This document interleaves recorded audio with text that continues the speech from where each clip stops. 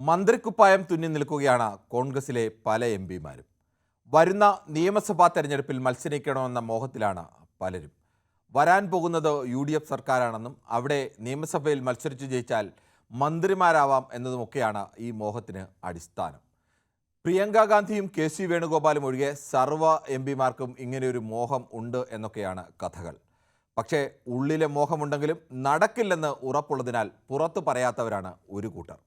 ഷാഫി പറമ്പിലിനെയും ഹൈബി ഈഡനെയും ഒക്കെ നമുക്ക് ഈ ഗണത്തിൽപ്പെടുത്താം. സമുദായ സമവാക്യമടക്കം കളം ഒത്തുവന്നാൽ നിയമസഭാ മത്സര മോഹം പൂവണിയാൻ സാധ്യതയുള്ളവരുമുണ്ട്. അടൂർ പ്രകാശിനെയും കൊടിക്കുന്നിൽ സുരേഷിനെയും ഒക്കെ വേണമെങ്കിൽ ഈ കളത്തിൽ വയ്ക്കാം. നടക്കാൻ സാധ്യതയില്ലെന്ന് ഉറപ്പുണ്ടെങ്കിലും സിനിമാ ഡയലോഗ് പോലെ എങ്ങാനും ബിരിയാണി വിളമ്പിയാലോ എന്ന് ചിന്തിച്ച് മോഹം തുറന്നു പറയുന്നവരാണ് മറ്റൊരു കൂട്ടർ. രാജ്മോഹൻ ഉണ്ണിത്താനും MK രാഘവനുമൊക്കെ നമുക്ക് ഈ കളത്തിലും പങ്കെടുത്താം.